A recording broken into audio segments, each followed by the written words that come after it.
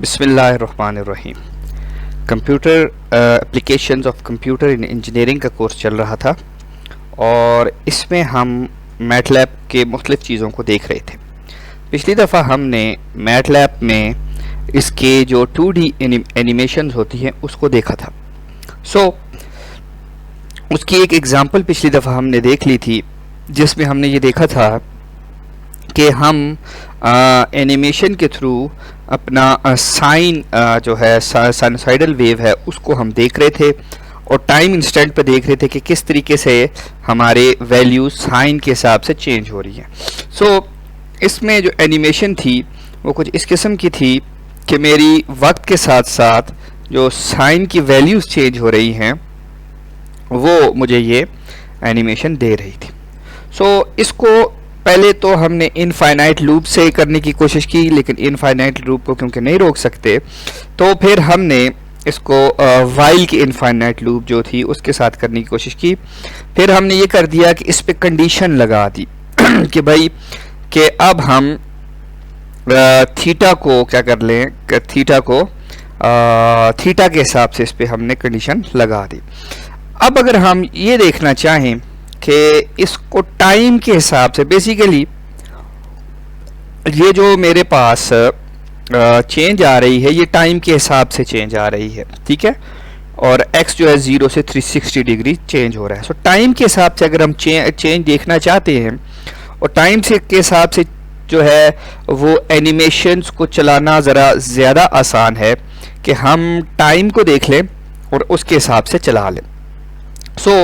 Time के लिए हमारे पास जो है वो फॉर लूप को हम इस्तेमाल करते हैं। उसमें एक मखसूस टाइम हम दे देते हैं और उस टाइम के इंस्टेंट पे हम अपनी एनिमेशन को चला लेते हैं।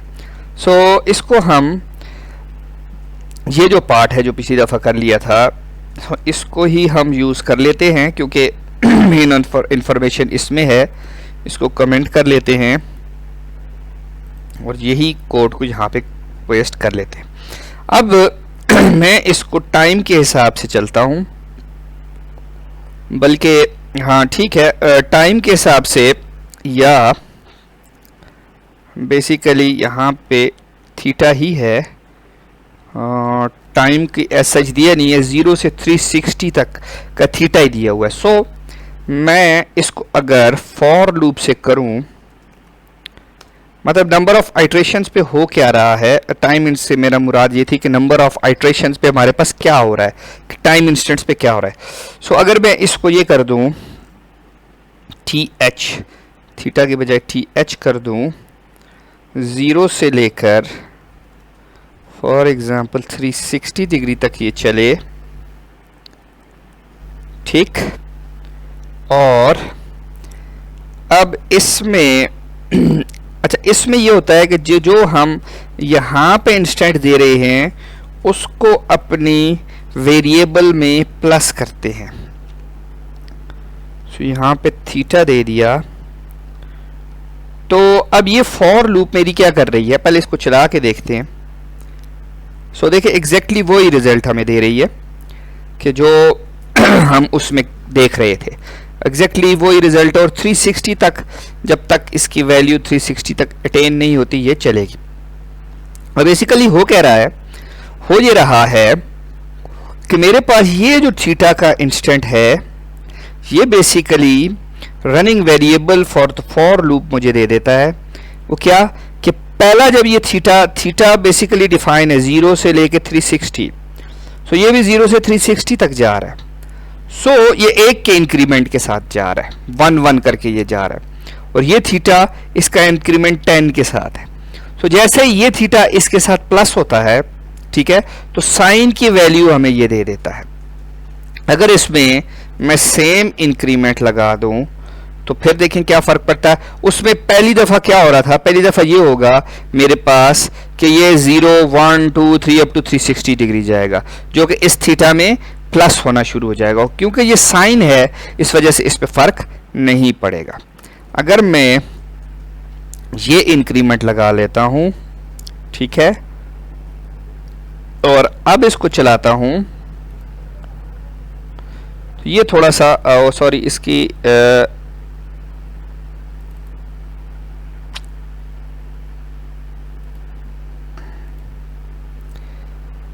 ये ज़रा सा मेरे पास रिकॉर्डिंग में स्क्रीन रिकॉर्ड थोड़ा सा डिस्टर्ब हो गया मुझसे। चलें इसको मैं ठीक कर लेता हूँ।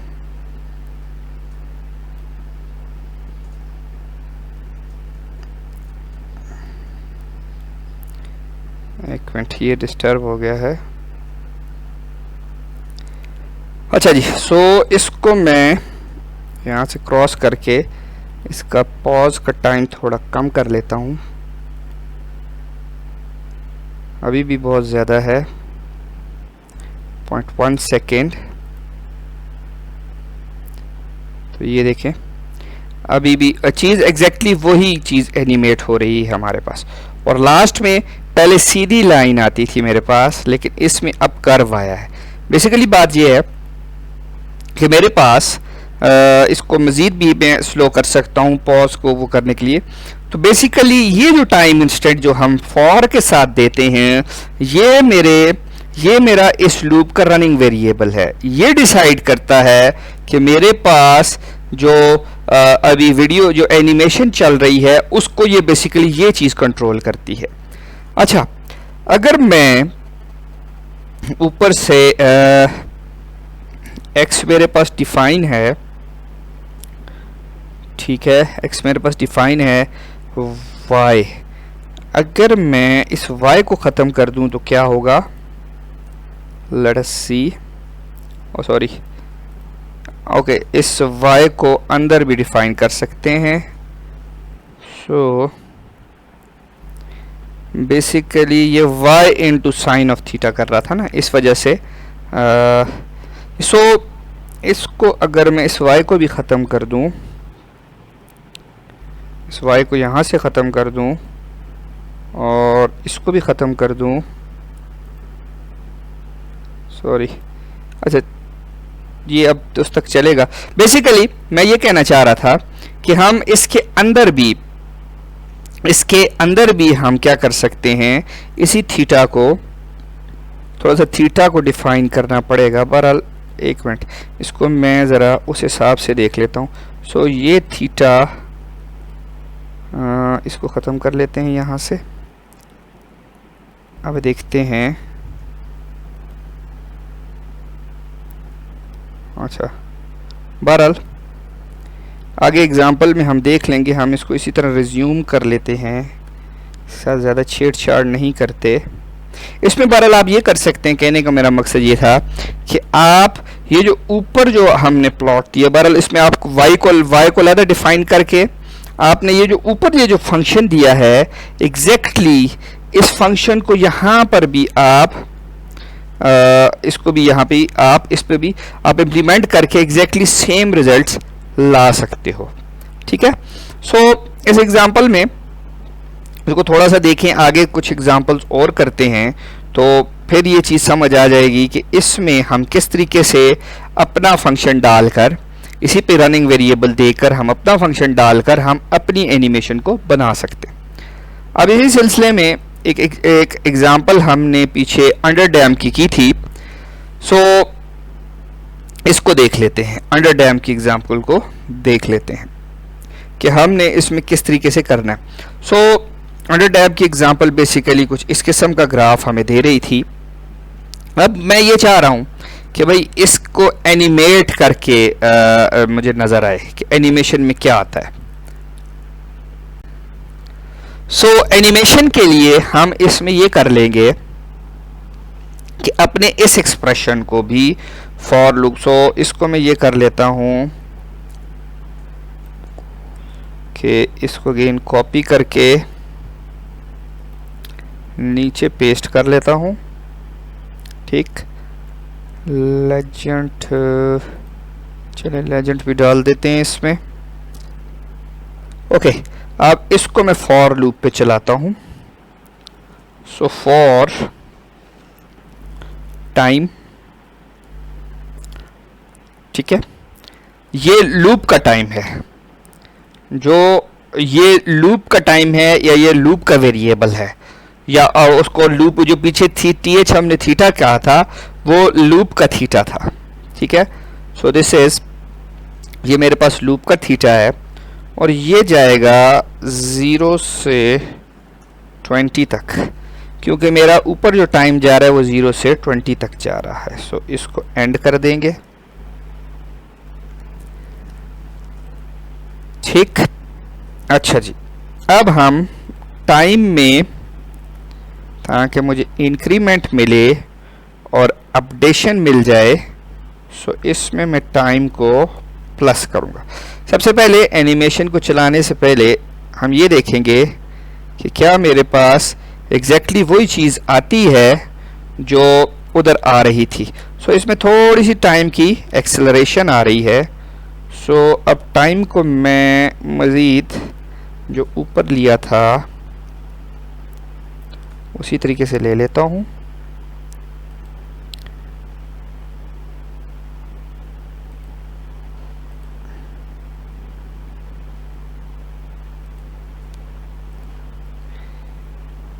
अच्छा, सो टाइम को चलें, टाइम को हम ओके। तो ये आ गया मेरे पास, टाइम वार्निंग थी उसमें। तो कुछ इस किस्म की चीज़ आ रही है और ये थोड़ा सा मैग्नीफाई होके मेरे पास आ रहा है। अब इसको जब मैं इसकी एनिमेशन चलाऊंगा इसकी, तो इसको पॉज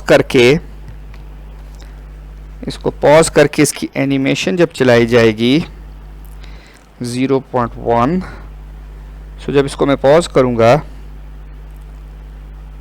तो आप ये देखें, ये इसकी एनिमेशन है डिफरेंट टाइम पीरियड के हिसाब से, और आखिर में मेरे पास इस तरह की चीज़ आ गई है। सो मेरे पास ये एनिमेशन को चलाने के लिए बेसिकली सो बेसिकली ये मेरे पास टी जो है ये इस टाइम में ऐड होकर मुझे फॉरवर्ड जो है वो दे रहा है, और इससे मैं अपनी क्या कर रहा हूँ, एनिमेशन ले रहा हूँ। सो 0.1 जब करेंगे तो ये ज़्यादा वैल्यूज़ देगा। सो इसको 20 तक ही रखेंगे और जब इसको चलाएंगे सो ये मुझे मुख्तलिफ जो इसकी ट्रांजिशंस होंगी ये वैल्यूज़ मुझे दे देगी। सो फॉर की लूप के साथ हम रनिंग टाइम को इसके अंदर इंपुट करके उसमें प्लस करके हम क्या कर सकते हैं कि हम अपनी एनिमेशन को चला सकते हैं। अब ये तो बात थी अपने हमारे 2D एनिमेशन की। अब हम आते हैं 3D की एनिमेशन की। तो एनिमेशन से पहले हम ज़रा देख लेते हैं कि 3D चीज़ क्या है। ठीक है जी, 3 डायमेंशनल का प्लॉट होता किस किस्म का है, वो चीज़ किस किस्म की है। सो अगर मैं फॉर एग्जांपल एक पॉइंट लेता हूँ x1,2 और y दूसरा एक पॉइंट है 3,4, ठीक, और इसको अगर मैं ये दो मेरे पास पॉइंट्स हैं, अगर इसको मैं 2D में प्लॉट करता हूँ दैट इज x, y, तो ये मेरे पास एक स्ट्रेट लाइन आती है। ठीक है, जो मेरे का पास 1,2 से y एक्सिस के 3,4 पर चली गई, 4 तक इसने क्या कहते हैं कि वैल्यूज को अटेन किया है। अगर मैं इसी को एक और वेक्टर इसमें डालता हूँ और वो मैं कहता हूँ कि 5 और 6, सो ये एक और वेक्टर है और इसको मैं प्लॉट करता हूँ, लेकिन 3 डायमेंशन के प्लॉट करता हूँ। सो प्लॉट 3 की कमांड इस्तेमाल करूँगा x, y और z करके, तो ये मेरे पास कुछ इस किस्म की चीज़ देता है that is known as 3 dimensional. अब आप देख रहे हैं ना सिर्फ इसमें ये जो पॉइंट है अब ना सिर्फ x और y में लाई कर रहा है, 2 एक्सिस में लाई कर रहा है, ये तीसरे z एक्सिस में भी लाई कर रहा है। सो 3D प्लॉट्स हमारे पास 3 डायमेंशन में या तीसरी एक डायमेंशन में भी हमारे पास लाई कर रही होते हैं। अब 3D के प्लॉट्स को समझने के लिए मैं यहाँ पे एक नई इस तरह प्रेजेंटेशन टाइप की ले सकता हूँ ताकि इस पे मैं लिख सकूँ। अच्छा जी, मेरे पास जो क्या कहते हैं कि 2D का प्लॉट होता है, देयर इज 2 डायमेंशनल का जो प्लॉट होता है उसमें हमारे पास क्या होता है, उसमें हमारे पास ये होता है कि एक आउटपुट y होती है जिसको हम f of function of x के बराबर होती है, मतलब x के ऊपर कोई फंक्शन परफॉर्म होता है तो वो हमें y देता है। अगर फॉर एग्जांपल ये मेरे पास कोई सिस्टम है, इसकी इनपुट पे कोई इसकी इनपुट है और एक उसकी आउटपुट है। सो अगर मेरे पास इसकी इनपुट x है और इसकी आउटपुट y है, तो ये किसी f ऑफ x ऑपरेशन के तहत मेरा x जो है वो y आउटपुट मुझे देता है। तो ये 2D प्लॉट में बेसिकली हम ये चीज कर रहे होते हैं कि x दे रहे होते हैं, उससे कोई y निकाल रहे होते हैं। ठीक है, फंक्शंस की बात कर रहा हूं, अभी तो 2 पॉइंट्स को मैंने लिया है, लेकिन फंक्शंस में हम ये चीज कर रहे होते हैं। जबकि 3D प्लॉट थोड़ा सा डिफरेंट है। 3D प्लॉट कैसे डिफरेंट है? 3D प्लॉट इस तरीके से डिफरेंट है कि 3D प्लॉट में मेरे पास उसी तरीके से फंक्शन तो होता है, लेकिन 3D प्लॉट में हमारे पास जो आउटपुट y है वो एक फंक्शन के बजाय 2 फंक्शंस पे डिपेंड कर रही होती है। सो f of x1 f of x1 और f ऑफ x2 पे डिपेंड कर रही होती है मेरे पास। इसका ये मतलब हुआ कि मेरे पास ये जो 3D प्लॉट है, 3D प्लॉट में मेरे पास 2 इनपुट्स होती हैं, एक x1 और दूसरी x2, और जो आउटपुट जो होती है वो मेरे पास y होती है। x1 और यहाँ पे x2 आ गया, ये दो आ गई मेरे पास आउटपुट्स, और तीसरी मेरे पास जो इनपुट 2 आ गई और तीसरी मेरे पास y होती है। इस तरीके से ये मेरे पास क्या आ गई, ये मेरे पास 3D प्लॉट होता है। अंदर जो परफॉर्म हो रहा होता है वो एग्जैक्टली यही चीज परफॉर्म हो रही होती है कि मेरे पास उधर f ऑफ x था, इधर ये थोड़ा सा मैंने ब्रैकेट में गड़बड़ कर दी, चलें इधर सही लिख देता हूं। मेरे पास basically f of x1 x2, इसके ऊपर जब मैं परफॉर्म करता हूं तो इसका ये मतलब है कि ये मुझे y देता है। मेरी आउटपुट के लिए मुझे 2 इनपुट्स चाहिए, इसका ये मतलब हुआ। 2 इनपुट्स का क्या मतलब है? मेरे पास 3 डायमेंशन में इस तरीके से 3 डायमेंशन होती हैं, x y और z। ठीक है, इस तरीके से 3 डायमेंशन होती हैं। इनको मैं मार्क कर देता हूं। अगर मैं इसको x एक्सिस कहता हूं,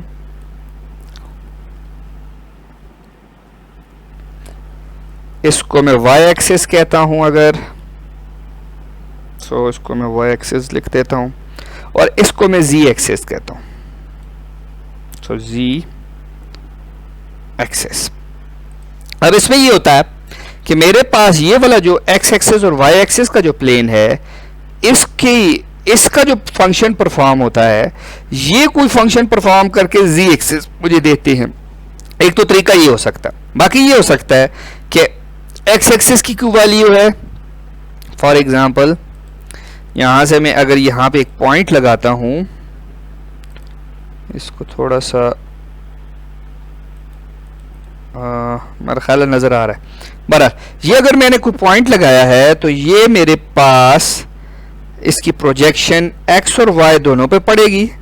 मतलब ये x y में यहां पर कहीं पे लाई कर रहा है, इसको मैं ऐसे लगा लेता हूं, यहां पे कहीं पे लाई कर रहा है।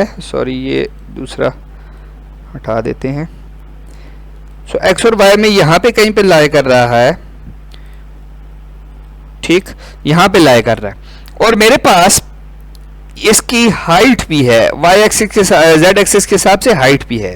तो ये अपनी ओरिएंटेशन से, अगर एक तो से क्या कहते हैं एक सिंगल पॉइंट है, तो ये अपनी ओरिएंटेशन से इस जगह पर होगा। ठीक है। सो इसका कोई यहाँ पे एंगल होगा और एक्स एक्सिस से कोई एंगल होगा, अगर ये सिंगल पॉइंट है। अगर ये सिंगल पॉइंट नहीं है, सिंगल पॉइंट से ज़्यादा कोई चीज़ है, तो ये मेरे पास सिंगल पॉइंट से कोई ज़्यादा चीज़ है, तो ये मेरे पास फिर उसी हिसाब से आएगी।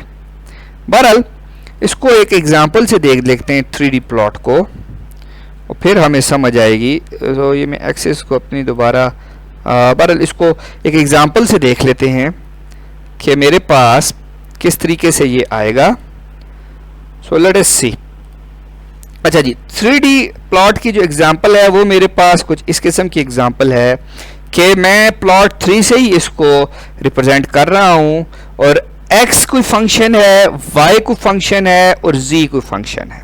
मतलब x की वैल्यू कोई दे रही है, y की वैल्यू मुझे कोई दे रही है और z, और इसकी आउटपुट जो है, इसकी आउटपुट इन दोनों के इनपुट के हिसाब से इसकी z जो है वो आउटपुट आ रही है। तो इसको अगर मैं रन करूं तो ये देखें मेरे पास एक ये इस तरह की एक फंक्शन आता है, ये स्प्रिंग टाइप का मेरे पास एक फंक्शन या स्प्रिंग टाइप की आउटपुट आ रही है। मतलब ये एक ऐसी लाइन है जो x, y और z तीनों पे डिफाइन है, और एक स्पेसिफिक सर्कल को, एक स्पेसिफिक चीज को क्या करती है, उसको ये मेरे पास रिप्रेजेंट करती है। So this is a simple plot. अब इसको एनिमेट कैसे किया जाए? सो एनिमेशन भी इसकी बहुत आसान है। एनिमेशन किस तरीके से आसान है? सो इसको मैं ये कर लेता हूं कि इसको मैं कॉपी कर लेता हूं, और सॉरी कॉपी के साथ साथ ये मैं कमेंट कर लेता हूं, इसको पेस्ट कर लेता हूं। ठीक, अब इसी तरीके से जिस तरीके से हमने पहले वो किया था, अब इसी तरीके से हम इसको दोबारा चलाएंगे और इसमें फॉर की लूप को इस्तेमाल करेंगे। सो डायरेक्ट अगर मैं इसको फॉर की लूप इसमें इस्तेमाल करूं, बल्कि ऊपर एक टी को पहले से डिफाइन कर लेते हैं, और ये लूप का टाइम यहाँ पे डिफाइन कर लेते हैं, और यहाँ पे इस लूप को एंड कर लेते हैं।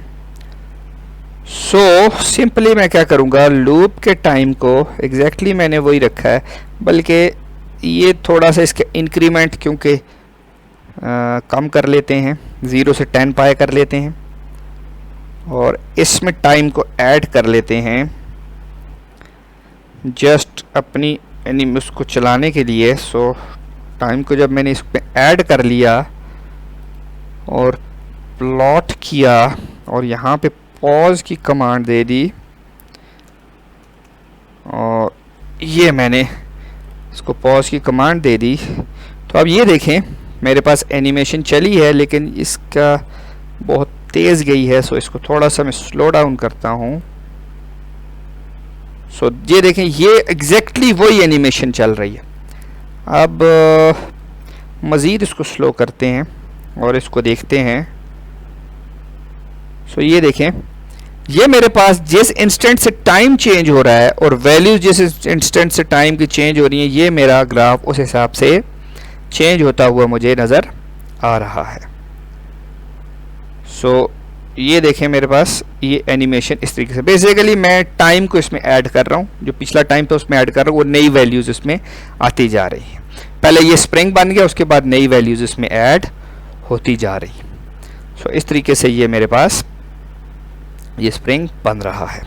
सो इसकी एनिमेशन भी बहुत आसान है। बेसिकली हम ये कर रहे हैं जी, टाइम को एडवांस कर रहे हैं। इन सारी एग्जांपल्स में हम टाइम को किसी भी दूसरे लूप के टाइम के साथ एडवांस कर रहे हैं और उस पे हम एनिमेशन को चला रहे हैं।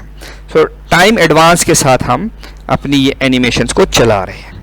अब इस तरीके से मैं ये भी कर सकता हूँ, कोई रैंडम वेरिएबल्स ले सकता हूँ। ठीक है, ये कोई रैंडम मैट्रिक्स है 4x1 का, ये रैंडम मैट्रिक्स है ये 4x1 का। ये दोनों रैंडम मैट्रिक्स मैंने ले लिए और लूप को इसी तरीके से चलाया। ये देखें टाइम की लूप को मैंने इसी तरीके से चला लिया, और इसके अंदर मेरे पास एक और मैंने फंक्शन को z को ले लिया, जो भी एक रैंडम वेरिएबल है। सो ये मेरे पास ये ड्रॉ नाउ की कमांड से भी मैंने किया है, और इस पे पॉज। तो इस किस्म का मेरे पास ये फंक्शन आ जाता है। सो एनिमेशंस को चलाने के लिए डिफरेंट किस्म की चीज़ें आप इस्तेमाल कर सकते हो, ड्रॉ नाउ और पॉज को भी इस्तेमाल कर सकते हो। सो ये डिफरेंट किस्म की चीज़ें हैं। अब ये एनिमेशन जब तक ख़त्म नहीं होगी आप इसको कैंसिल नहीं कर सकते। अच्छा जी, अब इसके अलावा एक और चीज़ है जिसको हम पहले मैश कहते हैं। मैश से पहले हम ज़रा सरफेस की एक एग्जांपल देख लेते हैं। अच्छा, पहले तो ये जानते हैं कि सरफेस चीज़ क्या है। सो सरफेस के लिए मेरे पास अगेन मैं 3D जो है ना वो उसका सहारा लूँगा। सो ये मेरे पास 3 डायमेंशनल एक्सिस हैं। अब इस पे सरफेस क्या होगी? सरफेस मेरे पास, अगर मैं पेन ले लूँ, सरफेस मेरे पास कोई भी ऐसी चीज़ है, हाँ, इस तरीके से जो कि मुख्तलिफ फंक्शंस के साथ डिफाइन होकर मेरे पास आती है। ठीक, सो ये इस तरह की एक चीज़ है और ये अंदर से इस तरह बिल्कुल फिल्ड होती है। तो ये मेरे पास कोई भी ऐसी चीज़ है जो मेरे पास 3 डायमेंशन में इस तरीके से आती है। अब इसका हर पॉइंट आपस में जुड़ा हुआ होता है। ठीक है, हर पॉइंट आपस में जुड़ा हुआ होता है और ये एक पूरी मुझे जैसे सरफेस, जैसे एक सतह ये मुझे नज़र आ रही होती है। सो मैटलैब में सरफेसेस के लिए जो तरीकाकार है कि सबसे पहले आप एक्स और वाई की मैश ग्रिड को डिफाइन करते हैं। उसके बाद इस मैश ग्रिड के हिसाब से ये एक्स और वाई को डिफाइन करते हैं कि क्या होंगे, क्या वैल्यूज़ हैं। उसके बाद z को डिफाइन किया जाता है और फिर उस पर सरफेस को बनाया जाता है। तो सरफेसेस जो हैं हमारे पास मैटलैब में वो भी इतनी मुश्किल नहीं है, वो आसान सी चीज़ है। सो इसको मैं मिटा देता हूँ। सो वो बहुत आसान सी। अच्छा, अब सरफेसेस को मैटलैब के अंदर देख लेते हैं। सो मेरे पास सबसे पहले हम ये करते हैं कि मैश ग्रिड बनाते हैं। एक्स और वाई का एक ग्रिड बनाते हैं, मैश ग्रिड बनाते हैं हमारे पास। ठीक है, हम उसका मैश ग्रिड बनाकर हम ये करते हैं कि हम इसका मैश ग्रिड बना लिया और ये देखें जी 1 से लेकर 10 तक और 0.5 एक्स एक्सिस मेरा होगा। ठीक, और 1 से 20 तक मेरा वाई एक्सिस होगा। सो ये मैंने एक्स एक्सिस और वाई एक्सिस को डिफाइन कर दिया। अब जो z होगा वो जो मेरी वैल्यूज एक्स एक्सिस पे आ रही हैं उसका साइन प्लस जो वाई एक्सिस पे आ रही हैं उसके कॉस के बराबर होगा। और सर्फ की जब मैं कमांड लूंगा तो एक्स वाई और z मेरे पास आपस में आ जाएंगे। याद रहे कि सरफेस की कमांड के लिए आपके पास ये तीनों बराबर होने चाहिए और ये जो z आपका बन रहा है ये एक मैट्रिक्स होना चाहिए, तब ये आपकी सरफेस की कमांड आपके पास आएगी। तो ये देखें इस तरीके से एक सरफेस की कमांड मेरे पास आ गई है। सो ये बेसिकली सरफेस है। ये आप अगर इसको गौर से देखें, इसको बड़ा करके देख लेते हैं, इसको घुमा के अगर मैं देखूं तो this is basically some sort of surface. ठीक है, ये किसी भी किस्म की सरफेस है जो किसी फंक्शन ने डिफाइन की है। सो ये इस तरह की, और ये आप ज़रा गौर से देखें ये साइन है। अगर मैं इसको 2 डायमेंशन में लेके जाऊं, सो 2 डायमेंशन, ये वाई जेड है, X Y, where is X Y. So इस तरीके से, हाँ, 2 डायमेंशन में लेके जाऊं तो ये कुछ तकरीबन इस तरीके से ये कुछ साइन वेव आ रही है। साइन और कॉज मिक्स होकर ये मेरे पास एक साइन की है, एक कॉज की है। सो ये डिफरेंट और आपस में जुड़ी भी हुई है। सो ये मेरे पास एक सरफेस आ रही है। अब इस सरफेस को किस तरीके से एनिमेट किया जाए? अब सरफेस को भी उसी तरीके से एडवांस टाइम लगाकर हम एनिमेट कर सकते हैं। वो कैसे? वो इस तरीके से कि मैं इसको कॉपी कर लेता हूँ, यहाँ कमेंट कर लेता हूँ और इसी को पेस्ट कर लेता हूँ। ठीक, सो 40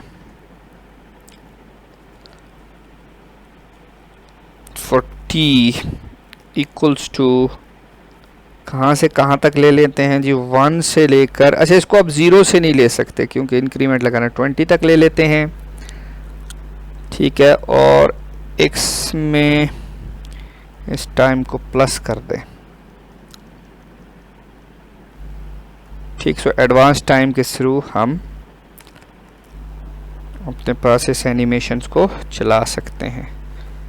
सो एनिमेशन को चलाने के लिए पॉज की कमांड में यूज़ करता हूँ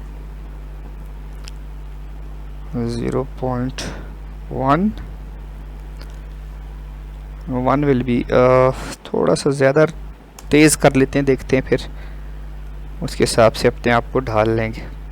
तो ये काफ़ी तेज़ है, सो इसको 0.1 देख लेते हैं। ये देखें आपके पास, ये हमारे पास मुख्तलिफ ट्रांजैक्शन में एडवांस टाइम के साथ ये वो कर रही है, एनिमेट कर रही है। सो ये देखें, दिस इज़, ये एक एनिमेशन आपके सामने एडवांस टाइम के साथ हमें नज़र आ रही है। सो इस तरीके से आप डिफरेंट एनिमेशंस को बना सकते हैं। अच्छा, इसी में आप, ये अगर एनिमेशन ख़त्म होती है, इसी में आप इसकी मैश भी देख सकते हैं। मैश और सरफेस कमांड बेसिकली एक ही तरह की कमांड्स है। सो आप इसमें मैश भी कर सकते हैं।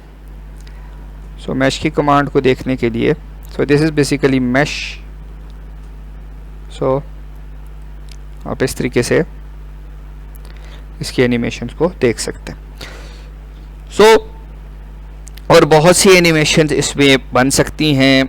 बहुत सी एनिमेशंस को क्या कहते हैं, हम लेके बना सकते हैं।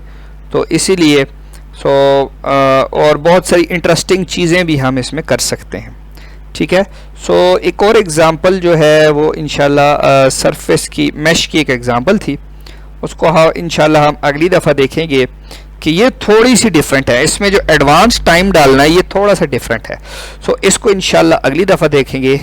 और आज के लिए बस इतना ही, तब तक के लिए अल्लाह हाफ़िज़।